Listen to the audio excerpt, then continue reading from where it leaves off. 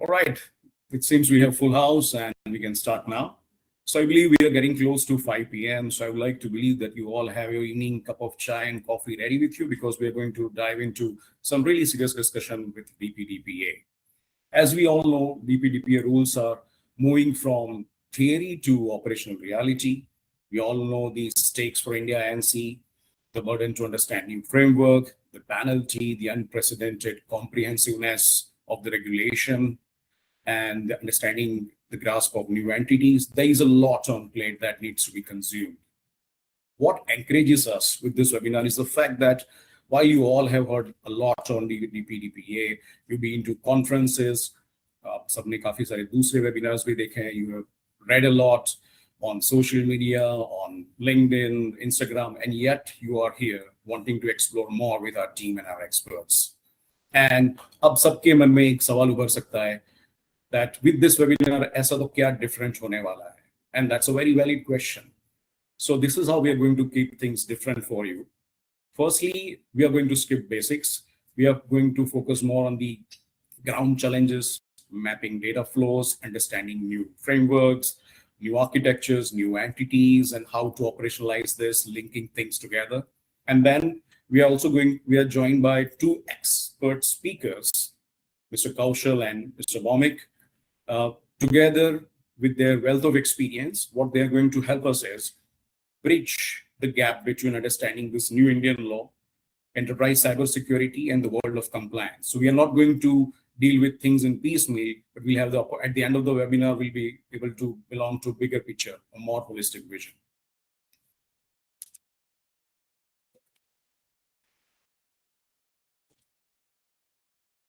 Interestingly, this is not going to be just Gyan and business. To keep things more interesting for our participants, we'll also be announcing some interesting prizes to be won at the end of the webinar. So just for starters, we'll be having two quizzes along the way. First quiz, we will start at the end of the first session, and then we'll have another quiz toward the end of the session. For all the attendees of this webinar, we'll be giving exclusive pricing to our consulting services, compliance and advisory services. And then later on, we'll also have another lucky draw. And the winners will have access to opportunity to participate in our early access program for our upcoming AI pen testing and AI augmented integrated SOC offering. So I'll quickly introduce the speaker. First, I'll introduce Mr. Kaushal Trivedi. Hello, Kaushal, sir. Welcome to the webinar.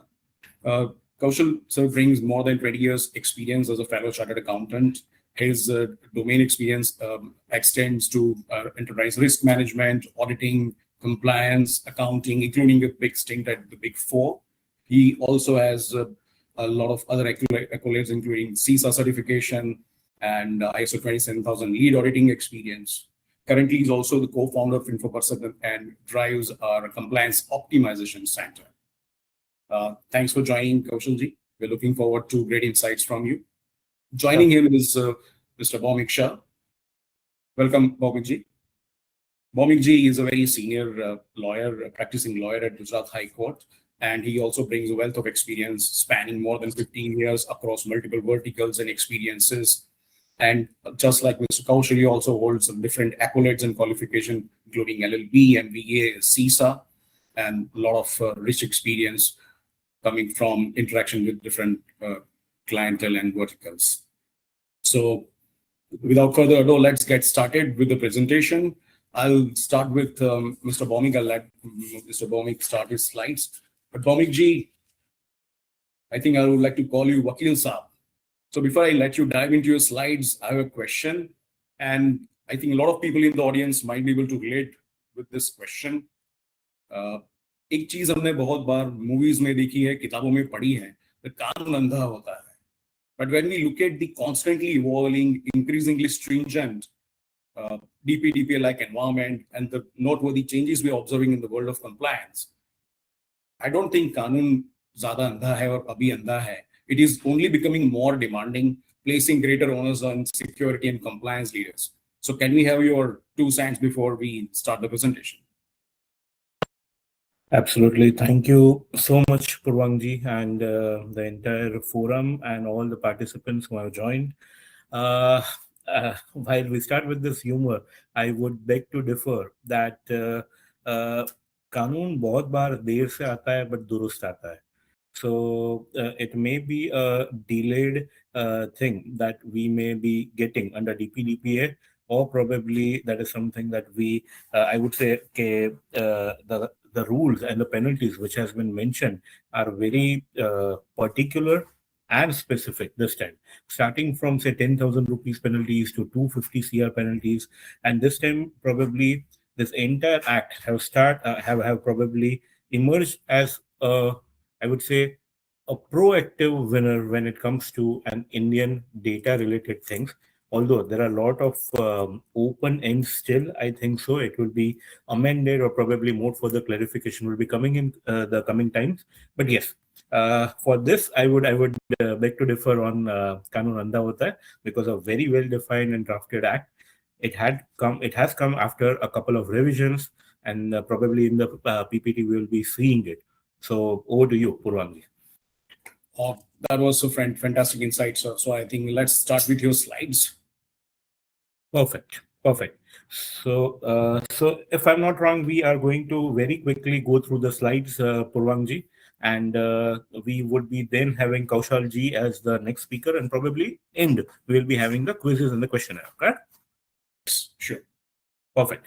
Fine. So very quickly, we have this IT focus since almost, I would say, starting of this century, somewhere in 2000, in the year 2000, where the IT Act, Information Technology Act, had been rolled out. Just to give you a background, the Middle East and certain Western countries had already been working on a lot of data-related compliances since early 1980s. So there were certain laws and the compliances which were already there in these countries well before time, because they probably would have envisaged what the correct data protection laws would meant for all the citizens of their country. Slowly and steadily, each and every country matured out with coming of the different laws and the regulation, and probably we have got Middle East, I would say European Union with GDPR somewhat in 2016 and 2018. We have got HEPA, CCPA in USA, we have got PDPL in Dubai, and each of the country have their own framework. But conceptually, if I go for the data governance or the data protection laws or the regulation, it will always be the same. In the majority of the situation, I would say 90% of the situation, that the concept will remain the same. Very quickly talking about India did have IT Act. Then we have got the certain amendments coming from time to time in IT Act. We had got first SPDA rules in the last decade, I would say, around 2011 or so, 2011-13. And this entire thing started with the privacy discussion over there, where it actually materialized somewhere in 2017 in the Puttaswamy versus Union of India case. And slowly and steadily in 2018-19, we could get the PDP bill, which was of version 2. One first version, second version, a lot of it was recommended to the JCP.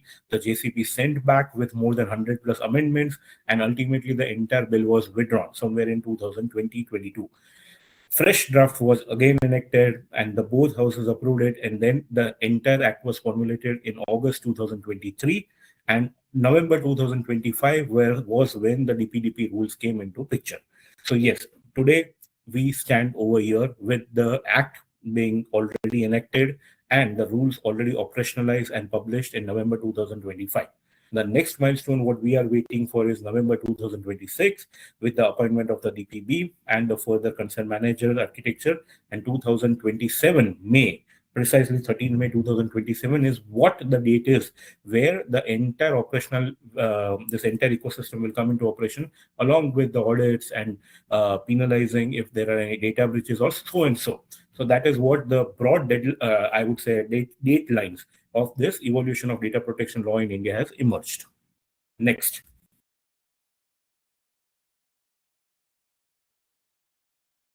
Right. So the Act has got certain key definitions, and I would say the scope of the Act is very clearly, which is a constitutional mandate.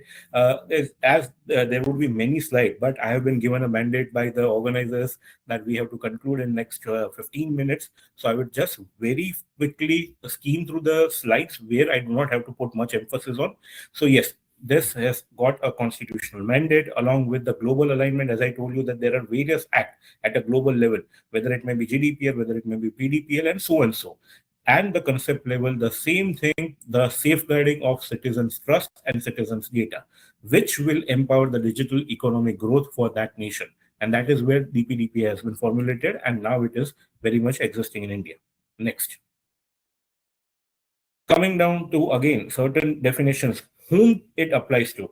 I'm very sure that the audience over here would be now a lot matured, so probably these are very basics. But still, I would like to start this entire base so that the discussion can get into the highest level of probably the questionnaire, when it comes to questionnaire, and we would love to answer all the questionnaire.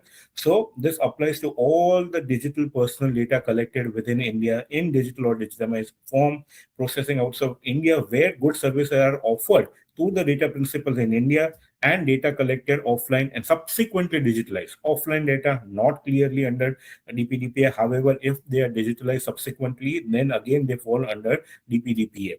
Now, this personal data, where it doesn't apply to. It doesn't apply to the personal or domestic. For any personal data collected for the domestic purposes, data made publicly available by the data principal or processing for research, archiving, or statistical purposes is where this DPDPA has a limitation. Just to give you a very key insight, very important slide on the right side, I would say that definitions are very important. If there is some probably a participant who is new to DPDPA, for them to understand.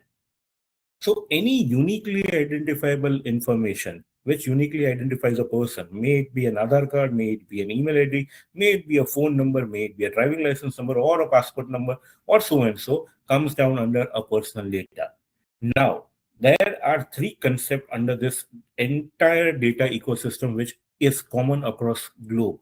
The first is data principal. Data principal is a person whose data is in context. For example, Bhomik Shah is giving their Aadhaar number. So at that point of time, I become the data principal. Who is the data fiduciary? Data fiduciary is a person who collects the data on behalf of it is the entity which collects the data for certain processing activity by themselves, or if they are not able to give a complete services, they may appoint a third party for processing certain activity. That becomes a data processor. So data fiduciary is an entity which determines the purpose and is the entity which holds your data. So you are primarily, I would say, submitting your data to that entity, and that entity will be responsible for your data.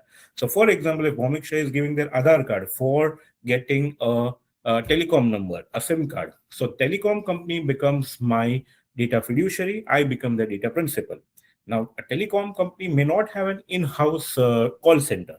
So ultimately, it may go to a other company, which becomes the data processor, requesting them that any calls which comes for the purpose of call center or probably inquiry or something like that, they can handle it on behalf of data fiduciary. So that entity becomes my data processor. So this is the entire architecture of a data principal, data fiduciary, and data processor. This is the entire thing, how the data the data structure works across the globe. Coming down to a concept called consent manager. This is a very interesting topic, or probably interesting definition, where a lot of clarity is going to come down in coming time. However, it will be a registered platform enabling a data principal to manage the consent and basically be a bridge between a data principal and data fiduciary. So those entities would be considered as consent manager. Next.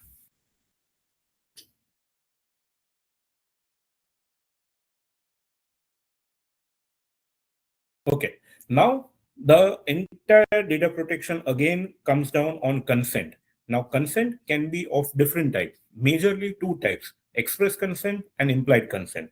The express consent can also further be having a specific consent or an explicit consent or a child consent. These are different kinds and types of the consent. However, any consent would be having specific 5 things. First, purpose. Why your data is being taken. A purpose has to be, the data submission has to be tied with a specific and clearly stated purpose. Second, notice. An itemized notice must accompany your request for consent. Third, as a data principal, you have a right to withdraw, modify, nominate your data. So that right has to be there along with the consent which you are giving. Fourth, if you have got any issues with the consent, there has to be a complaint mechanism. Can be a normal email complaint mechanism, can be a software or ERP based consent mechanism, but yes, there has to be a complaint mechanism. And fifth, affirmative action. A consent requires a clear opt-in action, and silence is not a consent, except for an implied consent. Again, a different topic, and probably we will be deep diving it in later stage. Next. Rights of data principle. As a data principle, if I am giving my data to someone, I have my right to access my information, to update my information. For example, my Aadhaar card has a address. If I change my address or residence to some other location and I update my location address, I have my right to update that updated Aadhaar to all the places where I have given my consent. Erasure. If I request them, data fiduciary, to erase my data, at that point of time, they need to erase that data. However, there's an asterisk mark for that. Erasure is a very tricky question when there are any conflicting laws to it. So not every time if you ask to delete your data, the data will get deleted or will get erased. So that again will be a part of our next slides.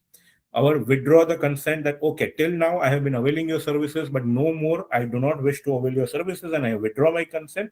That is also one of the rights of a data principle. Right to nominate, that in case of my death or upon my demise, there can be a nomination to which the entire data can go. And finally, right to grievance redressal, that is a complaint. If I have any grievance, I need to have a mechanism where a data principal can complain and have their grievances resolved. So these are the basic rights which are there under the section 11 to 15 in DPDPA. Next. So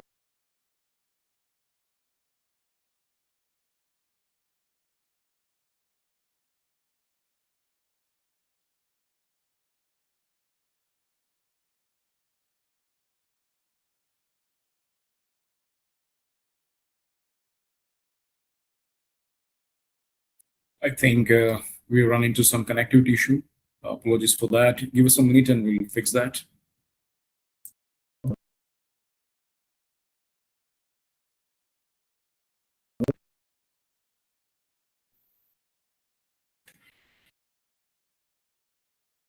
Okay, sir, we are back.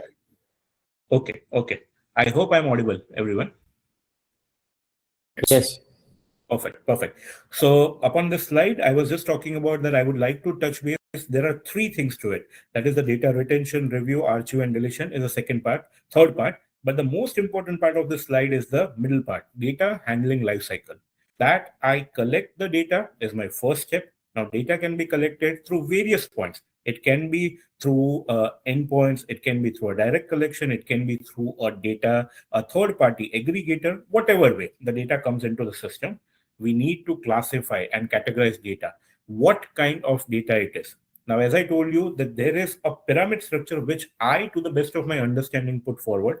Again, not a part of DPDPA, but however, I would generalize this entire pyramid that the bottommost part is a general data, which is very much readily available in the market, and it is not under the purview of DPDPA. The next level of pyramid is your PI, that is personal information, which is your uniquely identifiable information. The third level is your very sensitive data, which is your health data or a financial data. And the fourth layer is very sensitive data, which generally we consider as defense data. Again, very clearly, this demarcation is not a part of DPDPA, but these are generally classification or categorization to understand what are the importance. However, any data which comes under PI, sensitive or very sensitive, falls under the DPDPA. Next step is how the data is being stored, whether the use is legitimate purpose use or not, whether the data is shared to a third party entity upon the consent or not, and once the entire legitimate purpose is over, the data has been deleted from the third party or not, or taken back from the third party or not, and whether it goes into the archive with an anonymization concept is something that we need to do till the data gets deleted. So this entire life cycle of the data is very important and crucial for each and every data fiduciary. Next. Yes. So again, very important concept at a significant data fiduciary level. Now, significant data fiduciary is a entity which under DPDPA has been defined as any entity which is having huge volumes of data, not just quantum, but even sensitive data. That is, what is the type of data is also very important under significant data fiduciary. This classifies a normal data fiduciary from a significant data fiduciary. Now, what is the difference? The difference is there are certain obligations which are put on the significant data fiduciary, which are exempted for data fiduciary, like appointment of a DPO, that is a data protection officer, appointing an independent data auditor which will be auditing your entire data ecosystem once in every 180 days, that is twice in a year. And third, conducting the periodic DPIA data, that is the periodic data protection impact assessment. So these are the major things which an SDF is obligated to have, and not and a DF, that is a data fiduciary, is exempted from the same.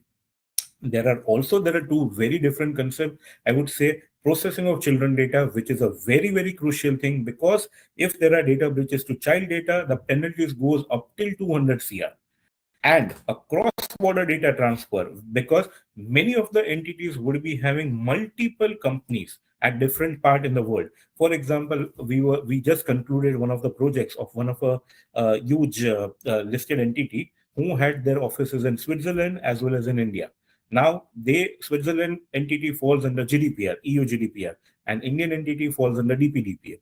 So whenever there are cross-border data transfers or probably cross-border data access for certain processing, then also the consents are required, and there are particular methodologies where we need to make sure that both the countries or both the regions acts are satisfied. And that is where the cross-border data transfers or cross-border transfer transactions are very crucial to handle in the right manner, which gives justice to both the laws. Next. So very quickly, penalties, as we know, the penalties are huge. I would say not to fear them, because India is a large country and probably it will have the penalty rollout in a phased manner. This is again my personal denotation. I would not say this is a general thing. However, because taking an experience of GDPR implementation, when it was early launched in 2016-18, they started giving penalties, imposing penalties, 1%, 2% of their global turnover, but this was in a phased manner. Not every company was penalized from day one, because they understand that, okay, this entire ecosystem is fragile enough, because everyone is a learner in starting. And whenever the act implementation is there, probably for 6 months, 1 year, 1.5 months, there would not be major penalties. Again, my personal perception, but yes, definitely, if you are not competent or probably compliant enough, after 6 months or 1 year of the implementation, it is in a red zone. So penalties, as I told you, starting from 10,000 rupees goes up till 250 crores rupees. Again, I'm using the word up to. It is not exactly 250 crores, but up to. And the discretion for this is with Data Protection Board. Next. So some of the real world case studies, some of them which we were a part of the implementation. One was an insurance company where a sensitive policyholder data, including medical records and their IDs, was allegedly accessible via third party.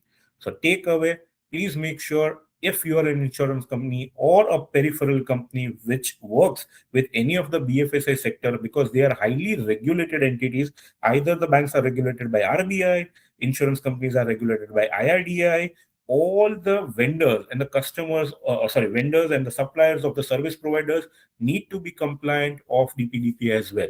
Because wherever there are data transfers, there will be an obligation which will come back to back on you if there is any data breach.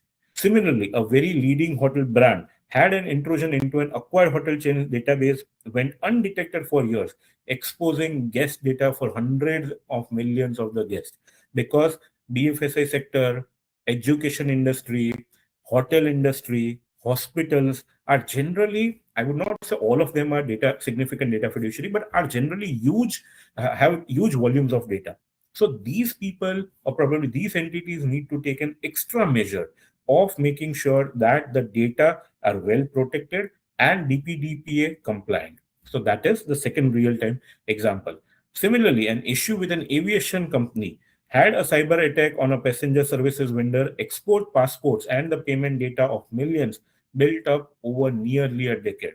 So these are really spillovers which has happened. And one more, social media, I would say this is already an adjudicated case. So I would say which was related to a cross-border data thing related to Facebook, Meta. I would be very honest, at the GDPR level. So at GDPR level, there was Ireland was the country where it had challenged Facebook about the data being stored in the USA of the European Union citizen and certain processing activities which were having probably restrictions under GDPR.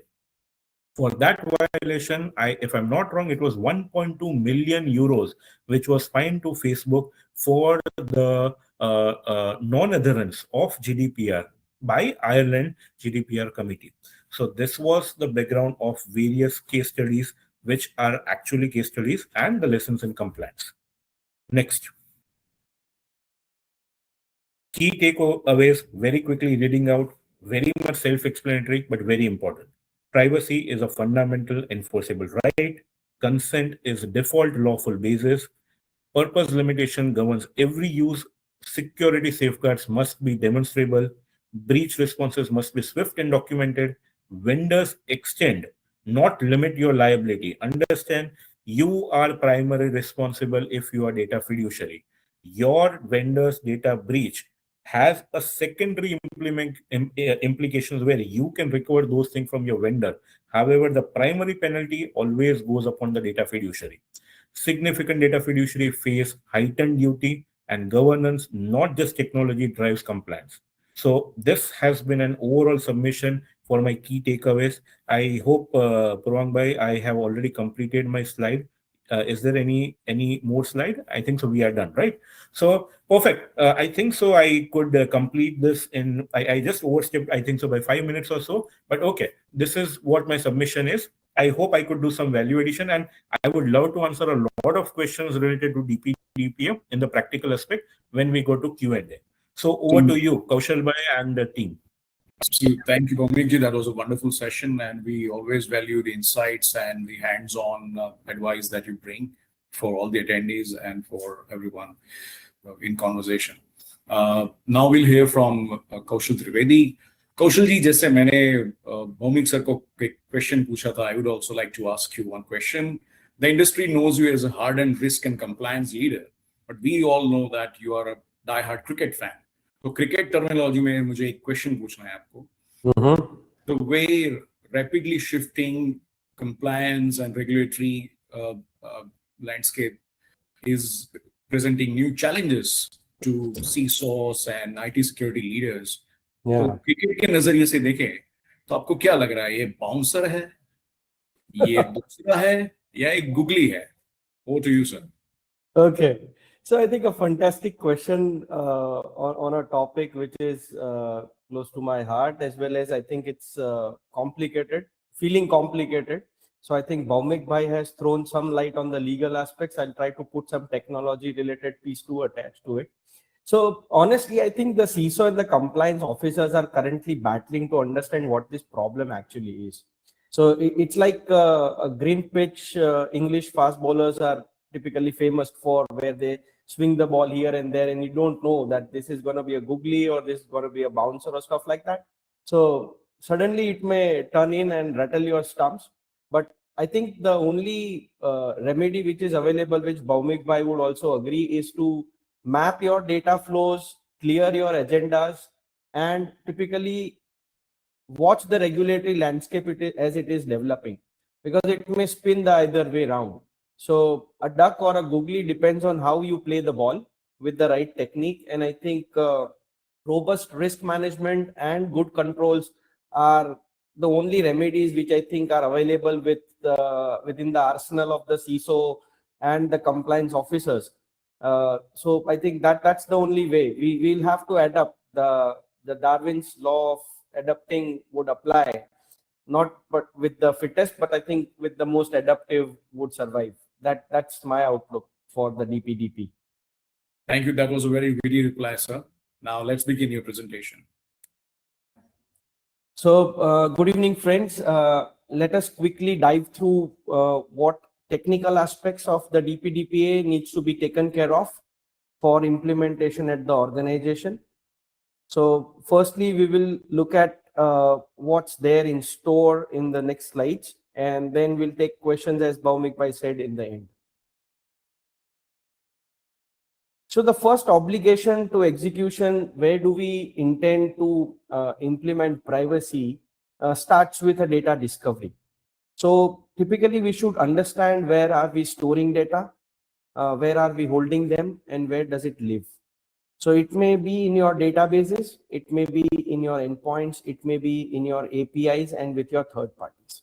So typically the framework regulates us to maintain a consent management framework where we capture, record, and honor the consent which is typically given by the data principles, control the implementation to the use which is being sought at the time the data is being received, put a continuous monitoring which would be both security and privacy related elements so that data is not used other than the intended purpose, exfiltration and any other maluse is not permitted. For that post continuous monitoring, we may also have responses. So if there are any incidents, we have to be ready with security or privacy related incidents to investigate, notify the regulatory and recover well. Why? Because I think the reputation is at risk when bad weather friends may come and may rattle your business. It is also important to understand it's not the only house walls which you need to fortify, it is also your supply chain. So your vendor and cloud related partners may also come in place. They will have to extend and share your accountability with respect to your supply chain risk of privacy. With the advent of AI and shadow AI, the generative AI and other groundbreaking AI related new ventures, the privacy is also playing a catch-up game. So breaking compliance and mending compliance is going to be a constant tug of war. And last, as Bhaumik Bhai said, the proof of privacy or having adequate controls are always going to be residing with the data principles. And the data fiduciaries and the subsequent data fiduciaries and processors will have to say that yes, we have taken good care, and they will have to be proved in the court of law if it goes to that extent, or even proved to the agencies which may come back to check what were your due care or due diligences in process. So that's how the obligation to execution related landmarks stands. We may move next.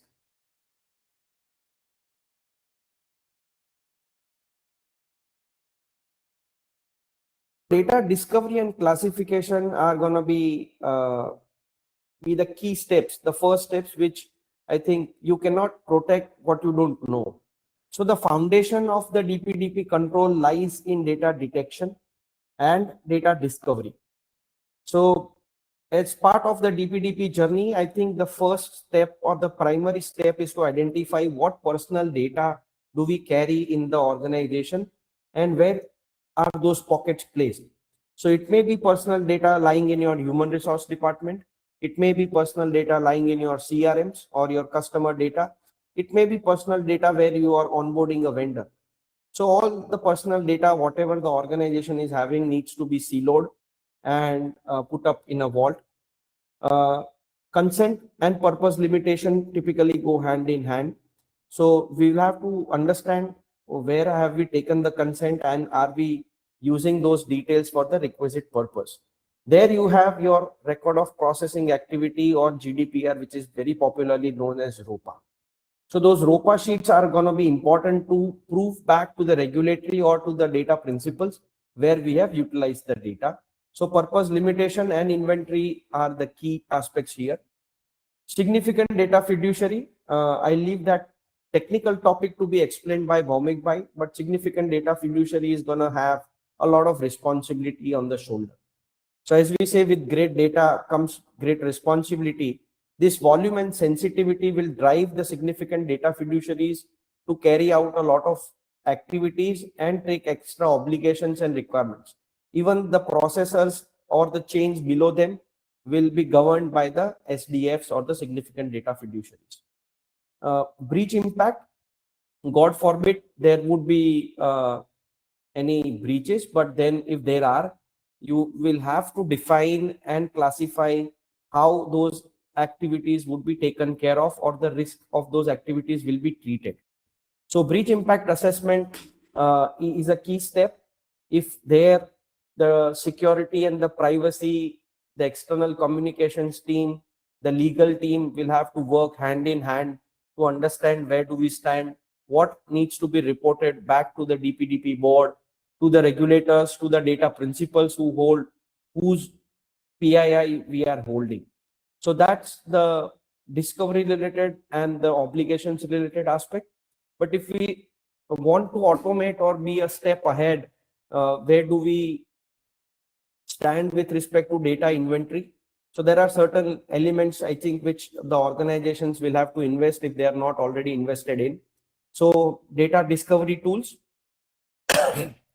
would be the first step, where automated discoveries through the databases, unstructured related sharing of data outside the organizational tenant, be your cloud workspaces, data residing in your software services, which are on the cloud of third parties, endpoints, where you may have mixed data of the end user as well as of the customers or vendors, and then your cloud storage.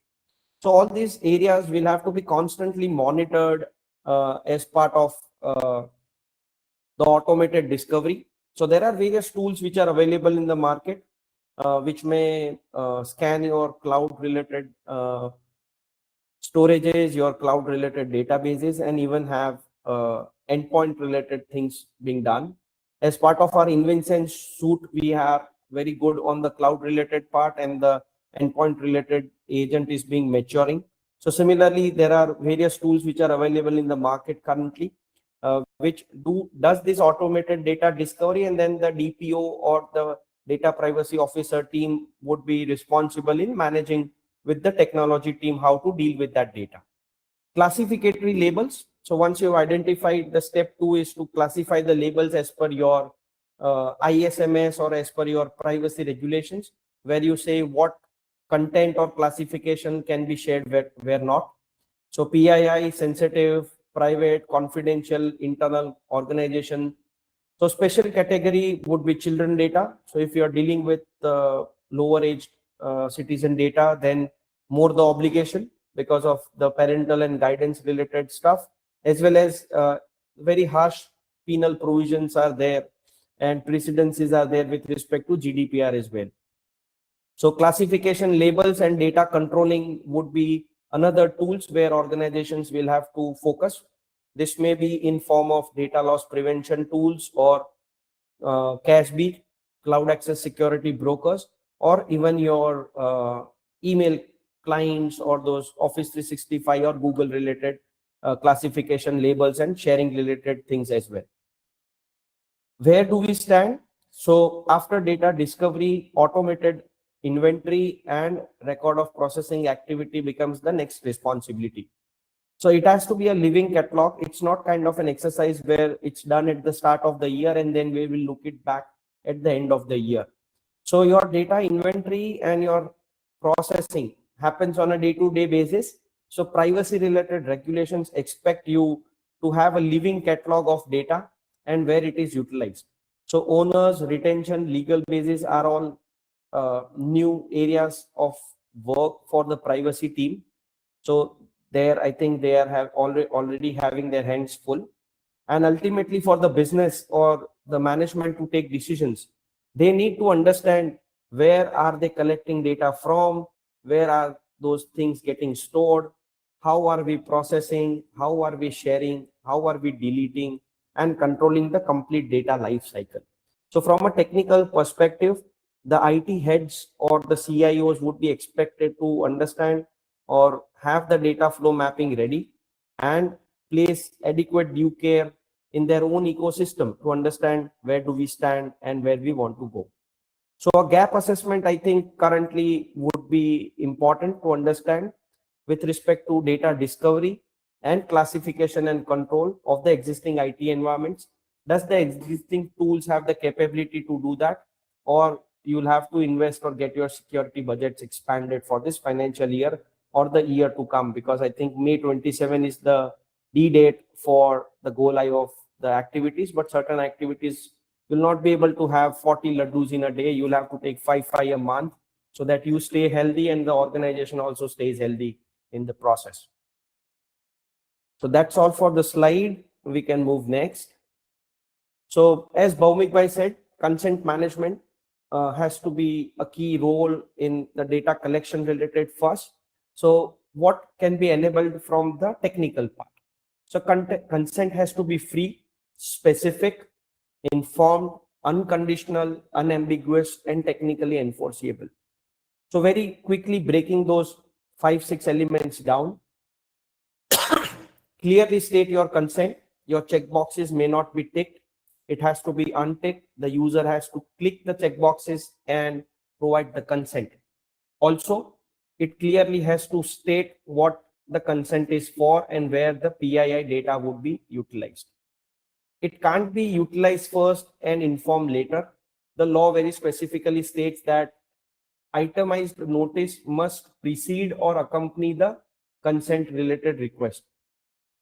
So we'll have to inform first, utilize later, which would be a bit of a change in the Indian perspective. Affirmative actions. Consent can be withdrawn. So say for example, if today I want my data to be processed to avail certain facilities, I may not like to, after certain experiences, I may withdraw that as well. So there has to be a mechanism inbuilt for withdrawal of consent, as well as to stop processing if that activity is not completely done. So affirmative action or corrective actions related process may also have to be built in if they are already not there. Easy withdrawal. Again, withdrawal has to be simple. It can't be complex, and it may not have timelines. So timelines are there for processing such consent, withdrawal, and other related aspects which are there in the law and will have to be made instantly effective. And last is the compliance or the redressal part. So visible mechanisms for data principals to have a place for consent withdrawal, as well as a semi-appellate authority at the organization where they have already consented their data. So what needs to be done? So typically a consent management platform, or what the consent management related activity Bhaumik Bhai was saying, will take place typically in November 26. So what key activities the IT need to take care of? Versioning the consent records so that they understand what version was consented, what was the subsequent updates. Preference related consent. Consent related preferences have to be relooked at. Real-time withdrawal of this consent, audit logs of consent events, and integration with CRM, marketing, and other business related activities will have to be key. Why? Because if the consent is withdrawn or updated, the responsive activity on the business remains to be very sharp. We can move next. So typically the controls, as we all see, it boils down to data discovery, to data treatment. So what are the controls which are expected out of an organization? So Section 8 typically expects the organization to place due security safeguards so that the PII which has been entrusted by the data principal is duly taken care of. So first is identify and access. You need, in your internal environments, you need to have a strict identity and access management. Principle of least privilege, role-based access controls are the basic requirements. Privilege access management tools so that your sessions are recorded and forensic related activities may happen at a later date. MFA everywhere so that no single point of failures may compromise your system. Just-in-time access, fast as it could be. Data protection. Typically we all know TLS and AES encryptions at your at rest and in transit. Tokenization or masking of PII related data so that it's not visible even to the privileged few like the database administrators. DLP policies for CASB and endpoint agents will have to be fortified. Secure key management for your volumes which are encrypted. Endpoint and networks will have to be strengthened with EDR, XDR related coverage. Network segmentation with respect to VLANs and netting. Email security gateways will have to be tightened. What goes out, what does not go out, what stops, whom people are alerted if people are trying to send personal data out or data dumps outside, stuff like that. And having a zero trust architecture. So ZTNA may not be a must, but it would be a tool to employ your network architecture with a zero trust. At the last, security operations centers will have to enhance themselves to understand privacy related breaches as well. So data discovery, SIM related correlation with respect to use cases of data exfiltration, user endpoint behavioral analytics to tame the insider risk, which is one of the largest. Cloud related postures will have to be periodically reviewed, and any security degradations or incidents will have to be dealt with, and vulnerability management. So in the ethos of AI, vulnerability management has to be instantaneously. So gone are the days where you may have your quarterly patching or 6 monthly patching. Vulnerability management has to be a continuous exercise to play with. So those are the controls. So how to deal with them?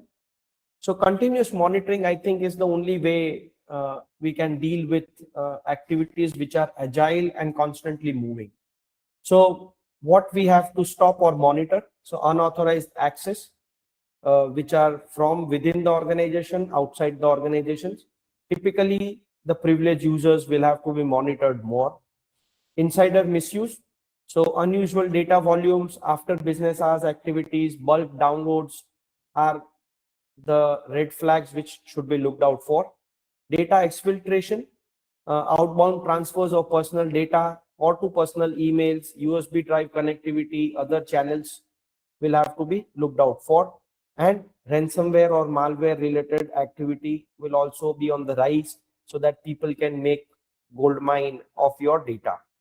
So early behavioral indicators of your critical infrastructure or where the data destruction typically happens will have to be a key activities to monitor. So how we can deal with them? So your typical controls will have to be enhanced, like your SOC will have to be enhanced, your endpoint detection will have to be enhanced with respect to privacy, your cloud audit logs, your DLP Class B alerts, your UEBA, your immutable log retention, your immutable backups are the key. So like the SOC, the same triage related process would be key to understand where do we stand and where we want to implement. So alert, ticket, evidence related chain will have to be looked out and maintained. Moving next.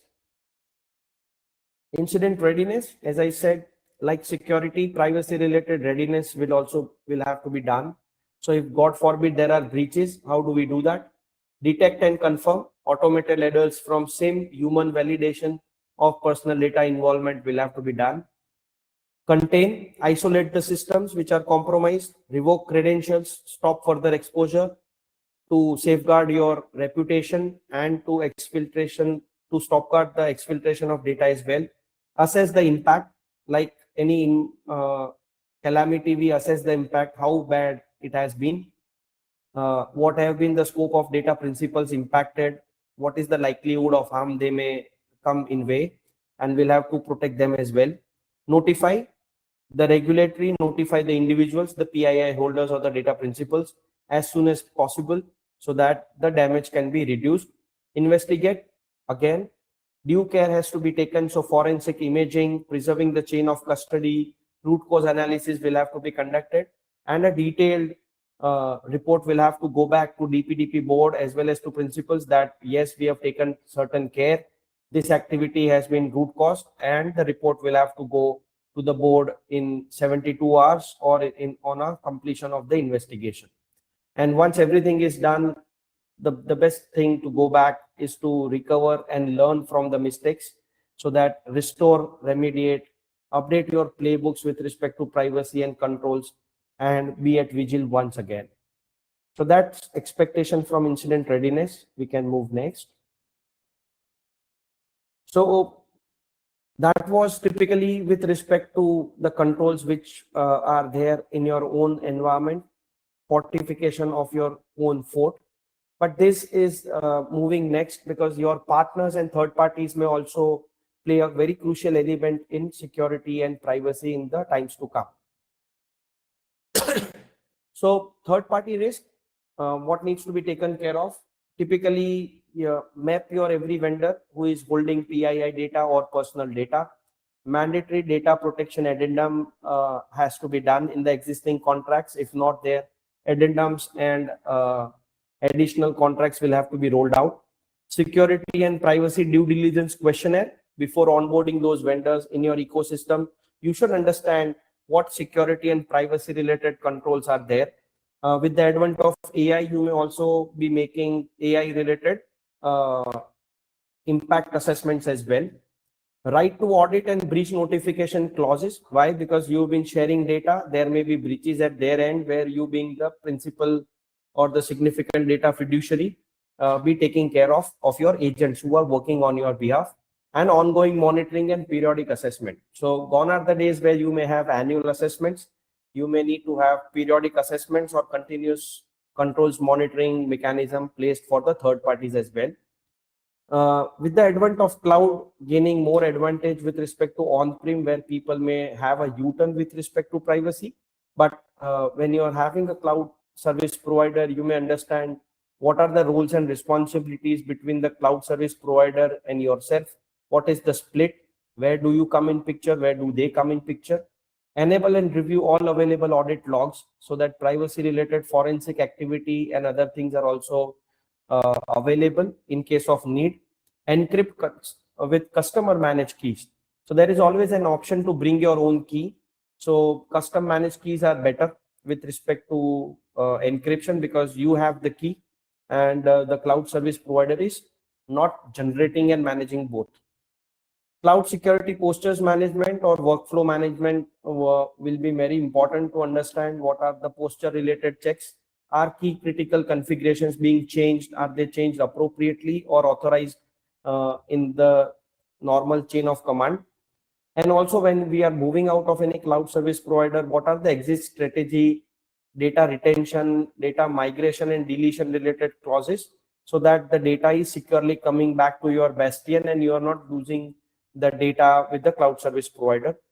Also, while dealing with vendors or third parties, consent mechanism will come very quickly back again, where you also would have to clarify that vendors must possess only documented instructions, purpose limitation with respect to what the PII shared for processing.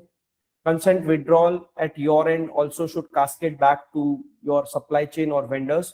Sub-processor related disclosure and approval rights need to reside in your consent, and evidence and logging of that activity of when did you receive the piece of PII, when did you pass on to your sub-processor, and when did it come back after processing, was the data truncated at the processor end, and rest obligations at the processor, and your due care that those data have been purged or deleted at regulated intervals are some key takeaways in the supply chain and processor related activities. And if there are any compliance related activities, your processor has to stay minimal to your level. And if they are not, there should be a plan of bringing those third party vendors or your supply chain to your level of security and privacy, so that the benchmark which you have maintained would be cascaded in your supply chain as well. Moving next. Very quickly, AI is going to hamper everybody. So AI related usage, your enterprise large language models or shadow AI, which is the real danger, where employees may pass on your emails, ask questions and get them done. So no contract, no control, no audit trail, classic unauthorized disclosure under the DPDP Act. But if it is there in your enterprise, you're having organizational related accounts, still the personal data would have certain protection with respect to the usage, training of the models, logging of the prompts and the output, where you may have some control. So what are the practical things which AI needs to be controlled with? clear acceptable use policy and mandatory awareness at the organization, what data can be used, what data cannot be used, technical blocks using your DLP, CASBs, say browser related controls, or maybe your web proxies will have to filter your data before they go to outside agencies. Approve the stack. So only enterprise versions to be utilized, all to be stopped, browser add-ins to be stopped, AI related controls to be restricted from the firewall. And next or the last would be prompt related logging, capture and review high risk prompts containing personal data. So your AI firewall would play a key role in additional to the gateway firewall, your AI firewall, like we have Invinsense AI firewall. So investments will have to be made with respect to the AI related controls in the data sharing and privacy aspect as well. Moving next, proof of compliance. So we all know there has to be proof of compliance. If we are taken to the court of law, things will have to be taken care of. So I think breach response, consent records, security related controls, vendor due diligence files, training and awareness of employees, and data inventory and record of processing activities are the key things which have to be delivered. The technology proofs are there on your screen. So typically all your immutable backups and logs, automated dashboarding, and the due care which you have taken will have to be showcased back to the regulatory, so that your care or your efforts can be showcased and the penal actions can be reduced. Moving next. Typically, 27701 can be taken as the base. So it's not a complete answer to your DPDP Act related implementation, but it majorly maps what are your activities, fiduciary processor related duties. It gives you a good governance layer and supports both fiduciary as well as processors. External certifications typically help you gain demonstrable compliance, which there is no certification for a law. That like you are following Income Tax Act or you're following the Companies Act, there are no certifications. For privacy, we have this midway through, which may help or showcase that yes, framework and designs are in place and the controls may or are expected to flow in the way they are designed in the standard. So defining the scope and every other activities are typically similar. So certain key elements which are not there in the DPDP or rather which are not part of the 27701 will have to be customized in addition to the 27701 related controls is the key takeaway here. So this may be the base, so that the leftover part is only 10-15% of the DPDP related controls, and then the other audit related aspects will have to be built in. So that's a key focus on 27. I see many questions which are being placed for 27701 in the Q&A. So I think we'll take that in the Q&A session as well. But this certification may typically help you. It has been recently updated in 2025 to be standalone. Previously, it was an attachee to the 27001 standard. So that's how the 27701 has evolved. And I think it will evolve in the times to come as well. Moving next. So the operating model, to sum up, it's not a legal checklist where we will have to do a tick box exercise and move on. It's a continuous operating model. So legal interpretations without technical execution are going to be incomplete, as well as technical controls without the governance and proof of sustainability are going to be incomplete. So we'll all have to understand where is our data, understand the risk, protect it, monitor it, be incident ready, and place a good governance process which is ever evolving and continuously improving. So I think this is from my side. I think I've taken much time, but I think the topic needed some attention and speaking. Purvang bhai, back to you, and I think you can guide us ahead. Thank you, Kaushalji. Absolutely, it was very wonderful. Thanks for taking us through the technical nuances of operationalizing DPDPA. Now that we have heard from both our speakers, we are open to take up questions from our audience. We can see that there are several questions, but in the essence of time, our speakers will handpick a few questions, and certainly we'll be getting back to you with all the questions that you have. Our team and our speakers will be sending detailed responses later. For the time being, I think we'll just shortlist a few questions and we'll happily answer those. Over to you, Kaushalji and Nomikji. I think the first question which goes by is, by being certified in ISO 27701-2025, does that cover the DPDP Act? So I think I partially answered the question. So you may get covered 80-85%. The customization element, because it's a global standard, the customization of the element of the DPDP will have to be done. I think there's one question for Bhaumik Bhai as well. How to know if your organization is a significant data fiduciary? When will the threshold or category of companies which will come under this category of SDF will come out? Our companies are into integrated facility management and several thousand employees on roll, most of which are blue-collared employees. So if you can throw some light on that, sir. Right, sir. Thank you. So I think so there are a lot of questions on ISO, and probably Kaushal sir, being an expert on ISO, he will be able to define more. But let me just holistically answer a couple of, or probably touch base a couple of points where the ISO and DPDPA differentiation, which Kaushal sir told, I would say I would just slightly differ that okay, majorly it is covered, but however, consent management ecosystem entirely is something which is not there in ISO. Then child consent specifically not mentioned in ISO. Then you have got penalties and the financial penalties not mentioned in ISO regarding the DPDPA because it's a compliance related act. Then you have got obligation related to the withdrawal and the data principal rights, which is not mentioned in ISO. So these are the major thing I would say which are different. The rest, the controls, the access management, these all things, the standardization of SOPs are very much similar to what ISO is there and what probably the DPDPA has. On the ISO side, now coming down to the SDF. Now, SDF is something which very clearly are not defined, very clearly are not been defined. Any threshold or objective of the SDF has not been defined. So there is nothing like किसी के पास 1000 employ है, किसी के पास 10,000 employ है, या किसी के पास 1 लाख या 1 करोड़ डेटा प्रिंसिपल का डेटा है. Not defined as of now.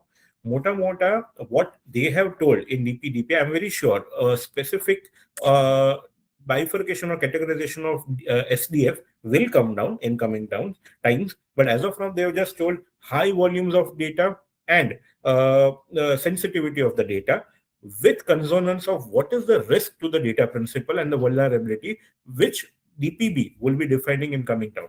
But as of now, very clearly, SDF is not having any threshold limit defined as per the act or the rules. That is the answer. So even Purang, I'm not sure whether they can raise up the hands or probably only write the question in the questionnaire session, or probably friends, you can just post it and we would be happy to answer them. So attendees can post questions, and as I mentioned, in the essence of time, we chose to just handpick a few questions for now, but we will get back to all the questions in more detailed manner later. Okay. So do we have the time to take maybe one more extra question, or we can launch the poll? Yes. So there was something called, is it mandatory to appoint a DPO? Again, as I told you, that appointment of DPO is mandatory as per the SDF only, the significant data fiduciary only. As of now, it is not mandatory for all the organization to appoint the DPO. So relax on that part. However, a strong governance or a good recommendation for especially a public listed company or a company having a good employee size, I would say 500 to 1000 के ऊपर के employee size वाले, उनको at least एक grievance officer रखना चाहिए, bare minimum, who would be the person who will be answering the data principal rights in the request. So that is something that we suggest. Again, the act doesn't say so. Okay. Yes. Any other questions? Yeah, I'll take one question. It says, why DPDP controls still not included or covered in the ISO 27001? Is there any gap or require more evidence? So 27001, I think, is the standard focusing on information security. For privacy, there was always an attachment of 27701, or if you are using cloud infrastructure, 27017 and 18 were the standards to look out for. So 27001 remains the base or the gold standard for security, and certain privacy related elements are there for the base. but actual implementation of privacy controls are in other standards of 17, 18, and 27701. And there's a very similar question with respect to the cross-border. I think this would be enticing for Bhaumik Bhai or me both to take up. I'll start and maybe Bhaumik Bhai can add up. We are an entity providing business consulting services like payroll for cross-border companies in India. Do we need to comply with GDPR framework and DPDP Act both separately? So my take, I think, would be that if you are dealing with cross-border data and if you are using European Union citizen data, then you have to comply with both. And there are provisions with respect to the cross-border related activity in DPDP, and compliance of both the frameworks will have to be, or both the regulatory will have to be done. Bhaumik Bhai, your take on that? So yes, I would add on to what Kaushal sir told. So basically, see, the DPDP Act is, I would always say, it's a domicile act and a evidential act, as well as GDPR has the similar approach, where the applicability is not just jurisdiction or physical location wise, but onto the citizens of that region. So even if my Indian citizen may be traveling somewhere and providing certain data, their data would be governed under the DPDPA, and a European Union citizen who would be in the GDPR region, that is EU region, would be governed under GDPR perspective.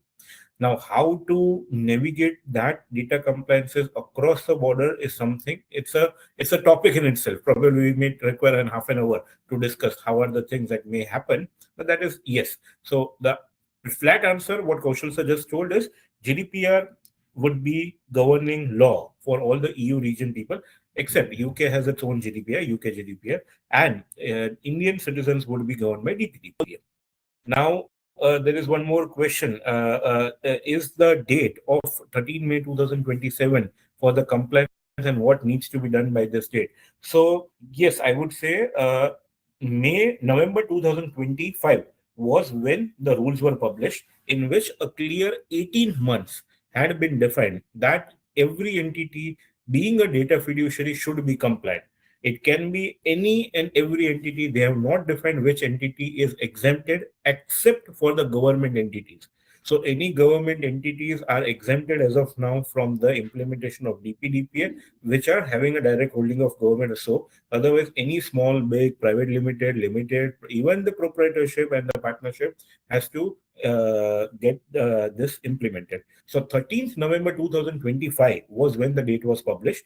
Hence the date 13th May 2027, where the 18 months get completed, has been in the talks. So 18 months, if I talk from date to date, it is 13 May 2027, post which the DPB will have the right to come down, audit, appoint a third-party data auditor, can audit your data, can impose penalties. So everything will start post 2027 May. Okay, there's one good question. How to classify information into PII, sensitive and critical? Request to explain with examples. So currently, I think the classification is there in the Act and the rules. The SPDI rules are also notified by the government, which are still in force. From a technical perspective, you will have to identify data like Aadhaar, PAN, your driving license and other personally identification numbers, and have a data discovery tool to identify them, and then a data controlling tool like Seclor or your Microsoft 365 Purview or other tools to control them, or a DLP to truncate them. So on the legal side, I think Bhaumik Bhai, if you can answer, how to classify information into PII, sensitive and critical, and explain with some examples if possible. Right. So as I told you that the terminologies, sensitive data, very sensitive data, critical information are not defined under DPDPA on a literal terms. Let me be very frank and honest. The PI, that is personal information, is clearly defined under DPDPA. So any uniquely identified data, which is Aadhaar card, passport, PAN card, anything, would be your PI, personal information. Now, because there has been concept of sensitive information globally, not just under DPDPA. So generally, all the health records, आपका आभा ID or your financial records, like your bank account number, your GST number, these all can be categorized in your sensitive data. And the critical data, which probably I assume that you are talking about a very sensitive data, is something related to defense. For example, identification number of a say missile, or probably what kind of vendors are associated with those GST who are providing the defense services. So probably all those data will be categorized under the critical data. So with example, as I told you, these are the different examples and the categorization of PI, sensitive and critical. One question which is very interesting is DPDP agreements required with service provider for reseller of OEM. Very interesting question by, I think so, E.N. Rawalji. I think so. Now this question for related to agreements, very important. See, there would be many of the gray areas where you would not know that what are the roles of a data processor. Now the data processor, just being a cloud service provider or over a cloud OEM services, however, would be accessing certain data of yours for providing specific services. But when there is a data principal request, because you are a data fiduciary for the data principal, you need to make sure as a data fiduciary that all the data where residing over a reseller for an OEM services or over a cloud or over a third party entity who is going to process the data record has to be deleted for all these people, because you are a data fiduciary, the primary obligation lies with you. Hence, to enforce that, when you tell, or probably when the data principal comes to you, the agreements are very much important and probably will help you and becomes imperative. That is called DPA, data processing agreement. All the obligations what a DPB may be putting upon you as a data fiduciary, you may give those obligations onto data processor for the number or the amount of data processing is being done by a DPA. So that is by a processor. So that is something that you can do through a DPA. And one journeys which we have professionally taken up as Infopercept, there are possibilities. Yes, there may be extensions, but with the current regime and the government, they are pretty headfast. So I would not suggest moving beyond the May 27 timeline. It is only taking a luck by chance. But industry readiness with respect to the BFSI, typically regulated entities of Reserve Bank of India or the Security Exchange Board of India or the Insurance Regulatory and Development Authority of India are pretty good. And those sectors are leading for the implementation, because they understand that they are a warehouse and may be classified typically as a significant data fiduciary, because they may be holding crores and crores of Indian citizen data. So there the readiness and the VAMP has been much, where majority of those implemented clientele lie. And also the manufacturing and the services sectors is also coping up, because typically the quasi-regulated entities like fintechs and others may also fall in line pretty quickly. So that's a quick take on where do we stand and the high level related activities. There is one more question. Very realistic question, I would say. I would just figure it out. Okay, by I think so, Mr. Ravi Ponapati. Sir, how realistic are the penalties proposed? Many companies in India doesn't even have a revenue of 50 crore. Do you think this will be really enforced? If yes, what would board approach in this aspect be? Very right question and very apt question. कि हम लोग 5 करोड़ भी नहीं कमा रहे और 25 करोड़ का penalty आ गया तो क्या? Very honestly, see, the lawmakers, because being from the law fraternity, the lawmakers are very smart people. They understand the ground level things. In fact, the penalties generally can be lower but not higher in comparison to what you can give, unless and until there is a criminal intent for the same. Let me be very honest. So, for example, if you happen to see, there are a lot of, even in the BNS, Bharatiya Nyaya Sanhita, a lot of penalties, which even today are either 1 year or 5,000 rupees or both, 2 years or 5,000 rupees or both. Now, in front of 2 years of imprisonment, 5,000 in today's date probably is nothing. if we compare from the pecuniary amount basis. And that is where this act has specifically does not have a criminal background or penalty as of now. Imprisonment has not been defined. However, pecuniary penalties are there. Of course, the DPB is going to take into account, which I think, again, this is a very personal denotation, that how big the entity is, that is how large the entity is, how many data principal it has, how much data processing it is doing on day-to-day basis. If this breach has happened, has the entity taken a proper measures? Do they have the access control in place, or do they have their database encrypted, and XYZ? So one is always an intent to follow the law. So even if you are a small entity, if you have implemented DPDPA in a correct manner, so when the board comes for an audit, either through a consent manager or directly by a third party auditor, they will check what are the precautions or the measures you have taken. If they find you have taken appropriate measures, obviously your good intent will be established. It is very obvious your good intent will be established. At that point of time, I think so the quantum of penalty will be very less or negligible. There may be the cases where they may even receive certain exemptions from the boards if the appropriateness is there, because no system in the world is totally hack free.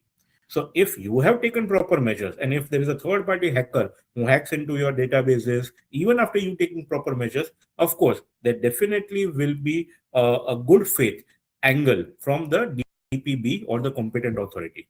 So answer to your question, of course, the penalties will not be ad hoc. It will definitely be considered what size company you are, what are the action or remedies you have taken, what are the precautions you have taken, and on that basis, probably the penalties will be imposed. Yeah, so Thank you. I second Bombay Bhai. I believe the higher amount is a deterrent. It may not be there, but the deterrence is not just to scare; it is to implement as well, so that uh, uh, crime committed by masses is not a crime, shall not stand here. And if there are penalties, we may recently understand from the GDPR examples that even large entities like the mammoth of the IT industries like Apple, Google, Meta are facing regular penalties and they'll have to pay. So it is always better to fall in line and be on the greener side of the law rather than enforcing and challenging the limits. Yeah, Purvang bhai, back to you. Sure. So I think that was wonderful. We managed to take up several questions, but since we are already top of the hour, let's quickly go to the poll. KBC to nahi hai, but we have tried to make it reasonably rewarding and exciting for our audience. So I'm launching the poll. You'll have question and multiple answers. You'll have to select and make submissions. I hope the question is visible to audiences. Let us know if you can see the poll.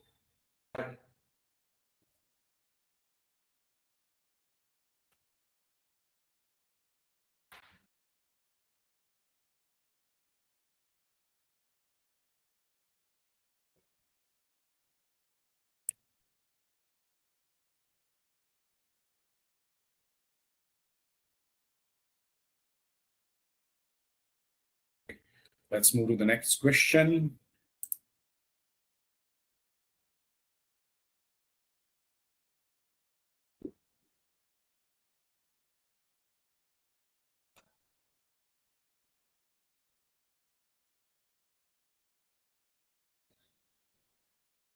I think looking at the answers, I feel people have been reading and attending a lot of seminars. Yeah, I was just about to say that there is clear consensus among the audiences as far as the answers are concerned. Okay, let's move to the next one. Here comes question number 3.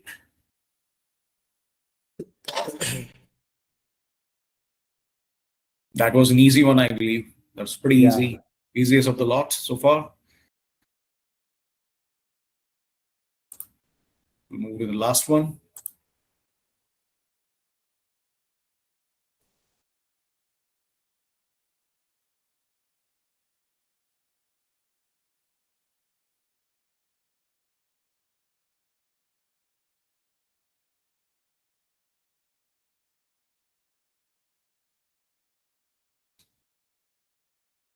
the opinion seems to be differing significantly with this question. It's pretty interesting to see how participants are reacting to this question.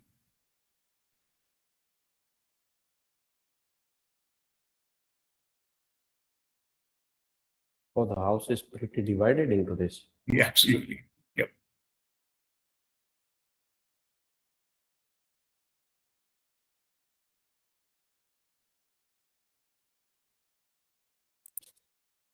Okay.